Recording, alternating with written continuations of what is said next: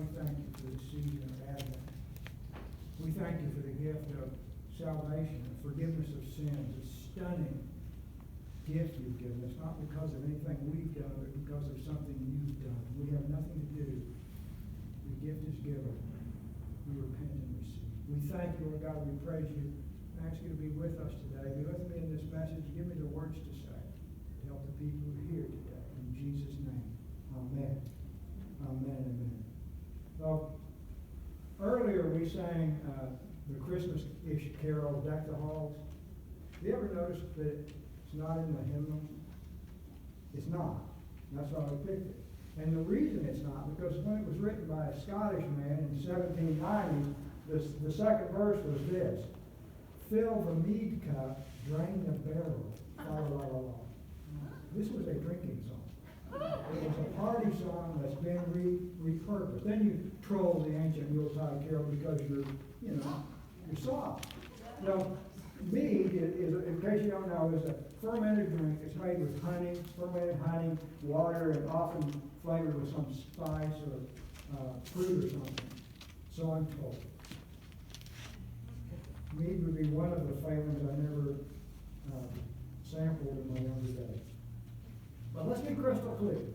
In this series, 'Tis the Season, I'm not advocating for any of you to get soft this Advent or any other. That's not what I'm up here to say. Instead, what we want to do is harness this power, this incredible gift of the ancient story of the birth of God, man, God, Jesus Christ. And I want to ask you as we do this to think about, as we enter this season of Advent, to think about what it means. Advent comes from the Latin word adventus. That means coming, to arrive.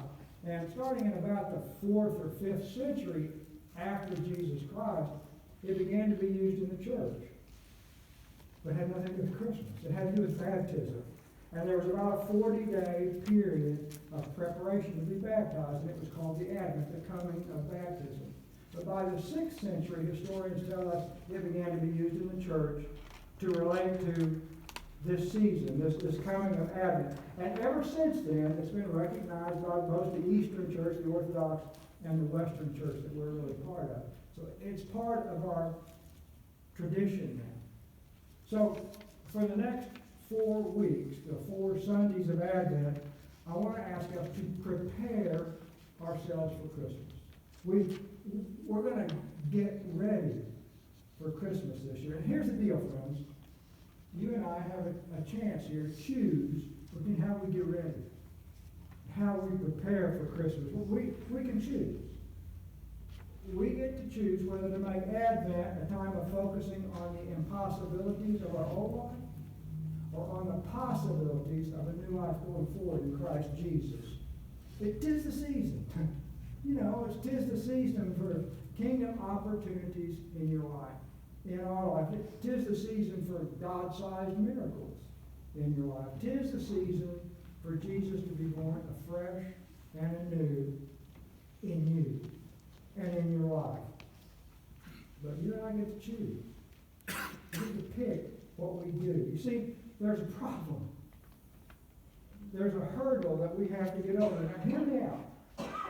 I'm pretty sure that most everybody here already has either a written or a mental list of the things you have to do to get ready before Christmas morning. Huh?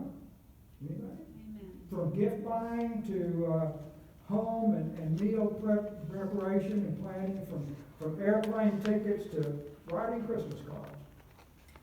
Most of us have some getting ready to do to get ready for Christmas. So, you know what gets in the way of preparing spiritually for Christmas? Christmas. Busyness. Physically preparing for Christmas. It gets in the way. Taylor Foley, who is the pastor of family ministries at Grace United Methodist Church in he's at the Cape Coral campus, said this at our teaching team meeting. He said, am I celebrating Christmas, or is Christmas celebrating me? And as we talked about that a little bit, we came up with another kind of more penetrating or maybe piercing way to say it. We said this: are we the victims of the Christ madness or victors in the Christ message? Which are we? Are we victims or victors as we come into this season? So, for this Advent to be different, we need to create space in our lives to step away and get off this hamster wheel of getting ready for Christmas, for the physical Christmas. And instead, prepare spiritually for this Jesus' birth holy day that we have coming. So here's the question I want to ask us to consider in these 4 weeks of Advent. It's this: how am I spiritually preparing myself for Christmas? How am I spiritually preparing myself for Christmas? If your answer is, I'm not, well, this is a message for you.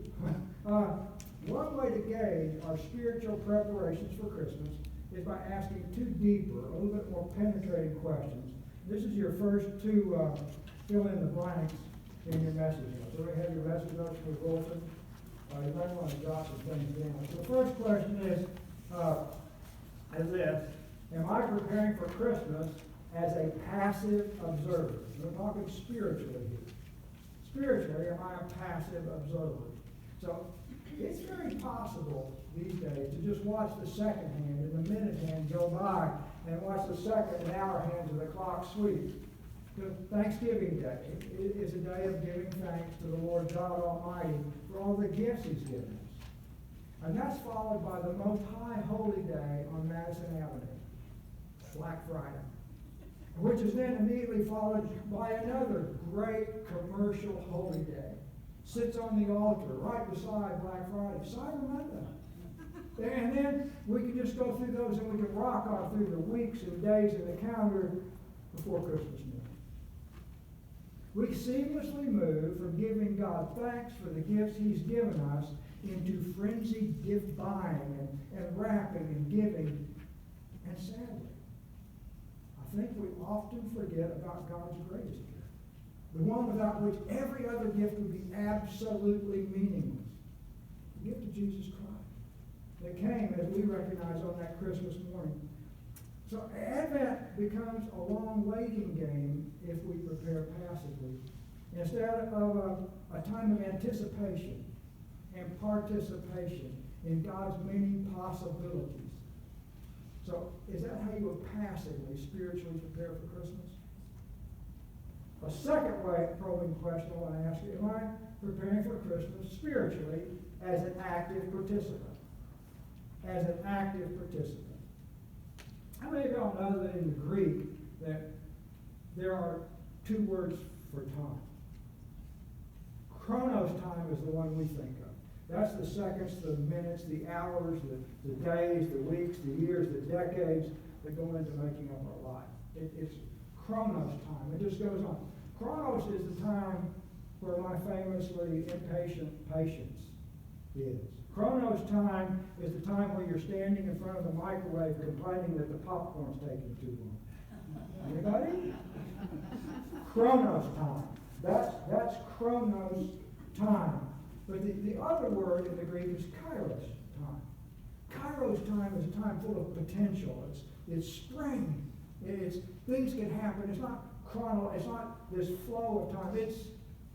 Think about the time with Mary and Joseph going from Nazareth to Bethlehem. Mary's about 9 months pregnant. Jesus could come at any time. That's Kairos time. A time of expectation, a time of waiting, for the fullness. It's a Kairos time of anticipation I'm asking for this year. Tis the season for God to birth a new thing in your life this Christmas, this Kairos time. But again, you get to choose how you're going to prepare, how you're going to participate, how you're going to wait for Christmas. So, how can I prepare spiritually for Christmas? Well, so to answer this story, we're going to go back to a story before the Christmas story that's in the Gospel of Luke. Mary was probably a teenager. I've seen people write whole treatises about just how old she was. It's not in here. She was probably a teenager based on the customs of the time. And she had an older relative named Elizabeth, who was married to a priest, a Levite priest, named Zechariah. And Luke chapter 1, verse 5 through 7, in the New Living Translation, introduces us to them. When Herod was king of Judea, there was a Jewish priest named Zechariah. He was a member of the priestly order of Abijah, and his wife Elizabeth was also from the priestly line of Aaron. Zechariah and Elizabeth were righteous before God's eyes, careful to obey all the Lord's commandments and regulations. They had no children because Elizabeth was unable to conceive, and they were both very old. So let's think of Zechariah and Elizabeth as a kindly, older, priestly couple. Kind of like me, not like Donna. Old. She's getting younger. Now, remember, if you will, that he was a priest in the temple, the holy temple in Jerusalem. For the Jews then, there was just this one place. And he handled the holy things. Luke describes him as righteous. Now, don't get all freaked out about that. Don't wig out over this term righteous. He's not saying they're perfect. He means they're careful. They're in their life. They're trying to live for this audience of one, careful to fulfill the things of the law. But it doesn't mean they were sinless. They were faithful, but it doesn't mean they were sinless. Only one person said it. Only God is sinless. That's all. You said, can I get the sinless description only fits God. Can I get a yes from you? Yes. Yeah, that's it. That's the truth of us. So they lived, though, with a deep desire to honor, to please, to respect, to serve God. Now, Zechariah's encounter with God's messenger, and excuse me, I'm going to give a little Old Testament on you. I'm going to kind of conflate probably God's messenger with God, because it's pretty vague in the Old Testament. So I may say God. It's a named angel. So when we do that, I think we can see from what Zechariah did three things that I believe will help us prepare spiritually for Christmas. I want to ask us to take this to heart.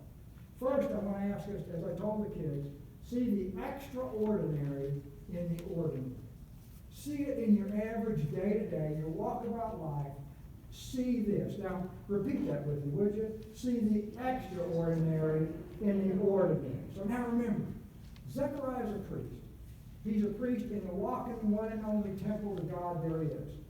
Jews came from all over, literally all over the known world, to Jerusalem to get this chance to worship at the temple.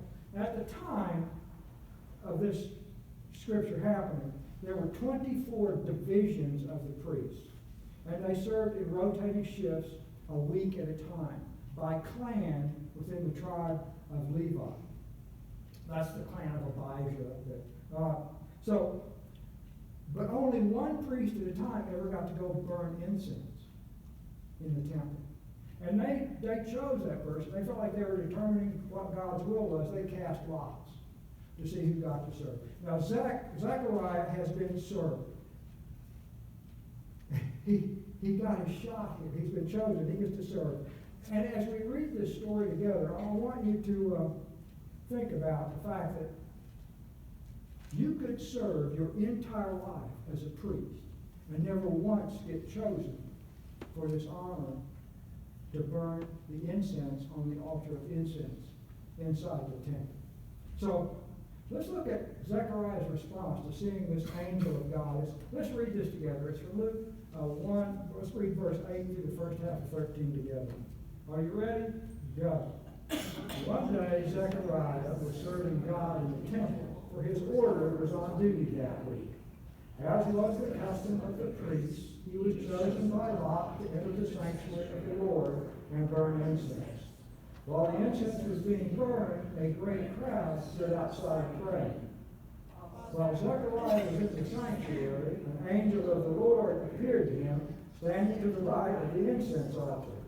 Zechariah was shaken and overwhelmed with fear when he saw him. But the angel said, "Don't be afraid, Zechariah. God has heard your prayer."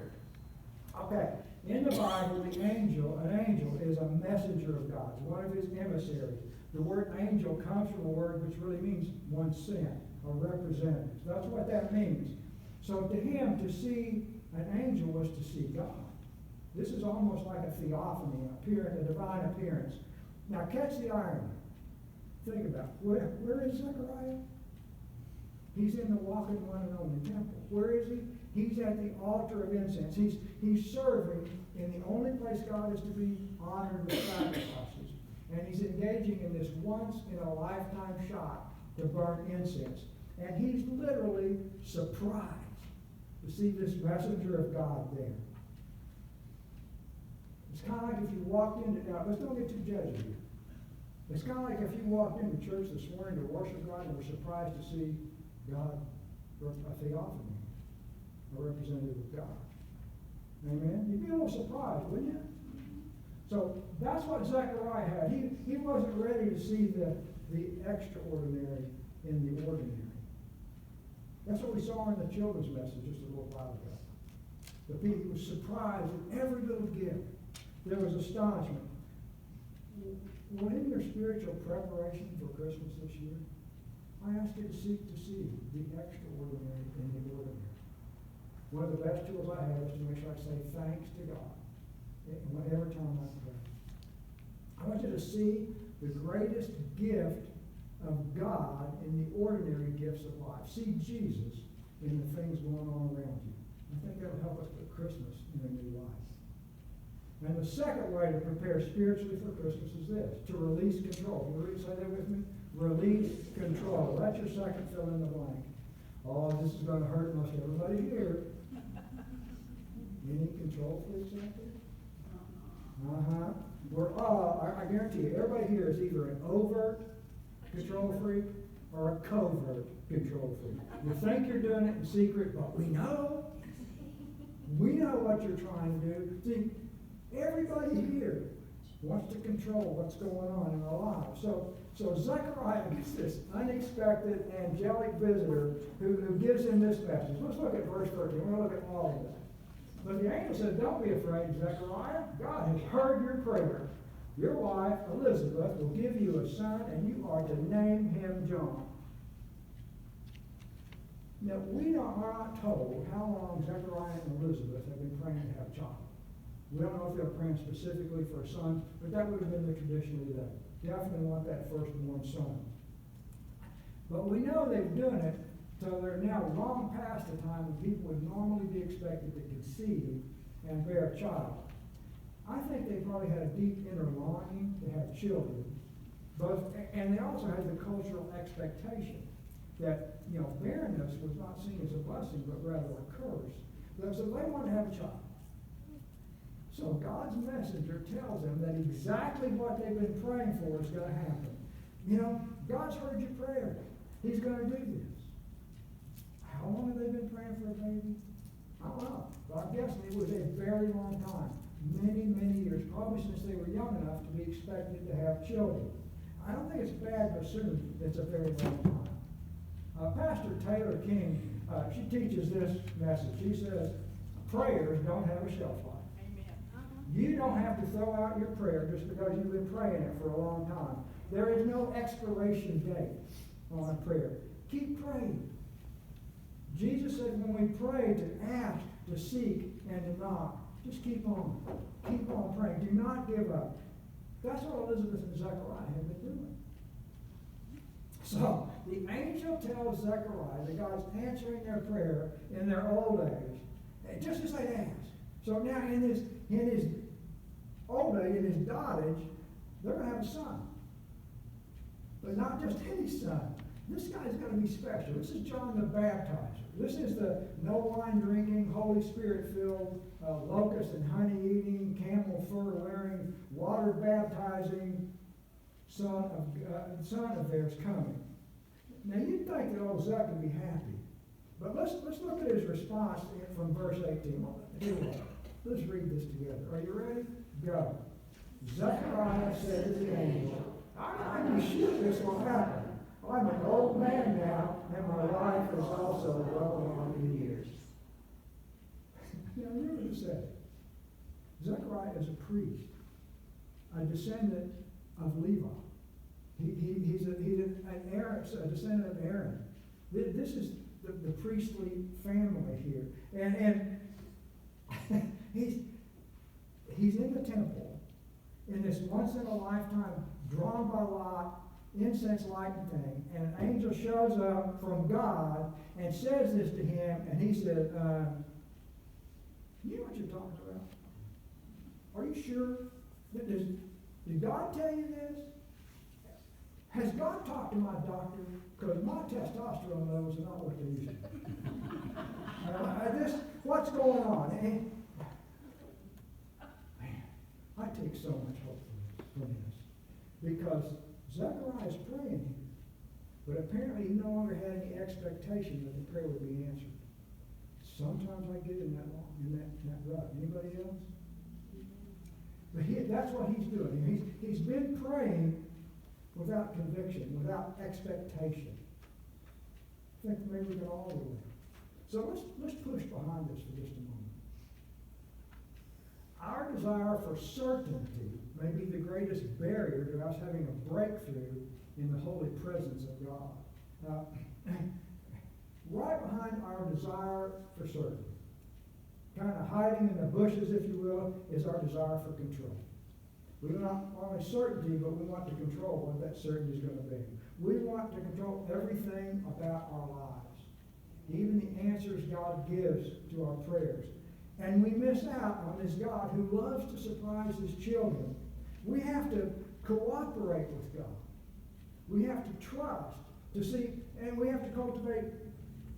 Was it 3 weeks ago? I said, we're not asking, you're not called to be childish. We're called to be childlike. And that's childlike trust in God. We need to trust God, the God of the impossible, just so we can see the potential of the impossible in our lives. Kids, for all their denials, tend to make this season all about one thing. It's about presents, right?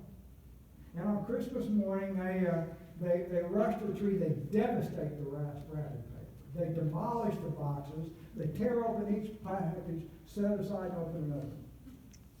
About an hour later, they are in Mount Trashmore of Christmas wrapping with a few presents. They're on a sugar crash, they're bored, and they're cranky. Huh? Anybody see this? Yeah. Amen. That's what happens. Well, here's what Don and I have done. We picked it up from number one daughter. Mary and Rachel only get to open 1 or 2 presents on Christmas morning. They get to open 1 or 2, they have to play with them. The rest happen as surprises through the day. They have to trust us that there's more, that they're going to get to open more. If they gripe, they're going to wait. They have to trust us. I think that's a lesson we can take into our lives. For your Christmas to be filled with God's surprises, you've got to make room for that. You'll have to release control and trust in the goodness of God. And the third way to prepare for Christmas spiritually is to welcome the silence. You say that with me? Welcome the silence. So, how does God respond to Zechariah's control issues? Let's read verses 19 and 20 together. Are you ready? Go. The angel said, I Gabriel, I stand in the very presence of God. It was he who sent me to bring you this good news. But now, since you didn't believe what I said, you will be silent and unable to speak until the child is born. For my word will certainly be fulfilled at the proper time. Our vision, we think of angels, the picture will show them as fat little cherubs with wings flying around, or maybe dainty, frail, pretty women, with wings. That picture's not found anywhere in the Bible. Nowhere in the Bible. See, Zechariah was scared for a reason. Angels in the Bible are messengers sent by God. They are warriors. They are powerful. They are mighty. Remember, in 2 Kings 19:35, one angel in one night wiped out an entire Assyrian army besieging the city. One angel, one night, 185,000 soldiers. One. So, think about this instead of a little cherub. This would be like facing a Marine Expeditionary Brigade in combat by yourself. That's what you're looking at. Heavy brigade in front of you, just you. This is a tough guy. This is an imposing thing. So, that's just one. angel, not a Cupid. And guess who's here? One angel. One angel, Gabriel. God's bad boy messenger here blows up now. He's not happy with this. And he said, I'm God's angel, you're questioning me? Basically what's said. So because of Zechariah's disbelief, he's silenced. He's told he's not going to have a daughter. Catch the humor in this. How do preachers make their living? Talking. So now he's not going to, can you imagine that that's the currency of a preacher. What is the value of a mute preacher? I feel it. Somebody out there hoping that Gabriel will visit me with the same gift right now. Get thee behind me. But now, I think Gabriel knew that God silencing Zechariah wasn't a punishment. This is a chance for him to grow closer to God. In this time, it's a gift. In these months, it'll be a time for him to cultivate, to grow, to deepen his relationship, his trust in God, in God's timing. You know, our Western culture loves words. We don't like silence. The Eastern brothers, they and sisters, they value the idea of silence. But one of my very favorite authors, Andre Nouwen, wrote this in his book about church services and silence in his book, The Ways of the Heart. He said, one of our main problems is in this chatty society, silence has become a fearful thing. For most people, silence creates itchiness and nervousness. Many experience this silence not as full and rich, but as empty and hollow. For them, silence is like a gaping abyss which can swallow them up. As soon as a minister says during a worship service, let us be silent for a few moments, people tend to become restless and preoccupied with only one thought: when will this be over? Imposed silence often creates hostility and resentment. Many ministers who have experimented with silence in their services have soon found out that silence can be more demonic than divine, and have quickly picked up the signals that were saying, please, keep talking. I think it's a beautiful description of our addiction to just noise. Just something around us to distract us from us. And when we do that, we miss out on the one who says, be still and know that I am God.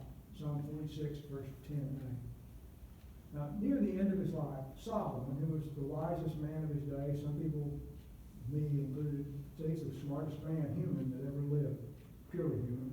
So, but at the end of his life, he became cynical.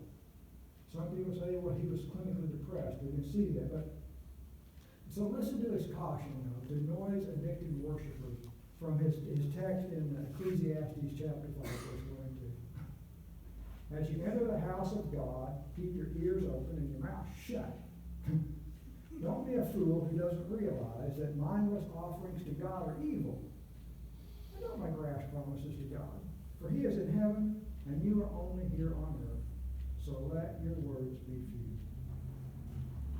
How about this Christmas? We try to spend some time to be a woman or a man of silence, or at least a few words. How about we listen more and speak less to God and to each other? Take time to be quiet still. Take time. Listen to the voice of God. And listen to the voice of others. What? You'll hear the voice of God in the voice of others. Just stop and listen. One of the things I love most about Christmas is caroling. I hate it that we only sing these things 1 month a year. One of my favorites is O Little Town of Bethlehem. And especially the third verse. We just sang it a little while ago. How silent, the wondrous gift is given. I decided I couldn't sing, my throat's dry. So God imparts to human hearts the blessing of his heaven.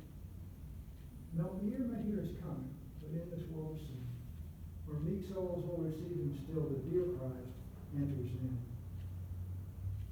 Silently, God came to earth as Mary's little baby. How about as you approach Christmas this year, how about imitating Jesus? How about approaching this Christmas in silence, in peace, and in rest? Let me close with this. I'd like Sam to come up. Can you come up, Sam? Try to help me. Everybody familiar with an Advent calendar? That's for, kids have them.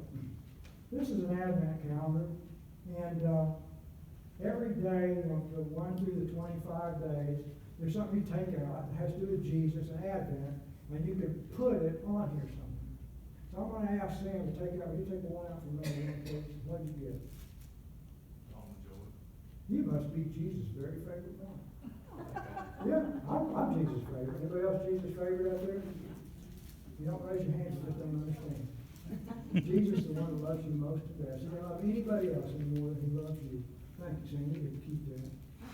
We get to kind of choose. There's going to be a lot of chocolate. There's going to be a lot of cake. There's going to be a lot of things going on, a lot of presents to buy. But we get to choose. This Advent, are we going to let Christmas be about the chocolates, about the sweets, about the mental candy, or is it going to be about Jesus Christ? Remember, something I said before, I've said it here every year at least once. Christmas is a birthday, but it's not your birthday. It's not, Christmas is not, well, maybe somebody's, but we're not celebrating yours. Christmas is not about your birthday. It's about Jesus. Let's pray. Oh, Lord God, I praise your name. I thank you for blessings.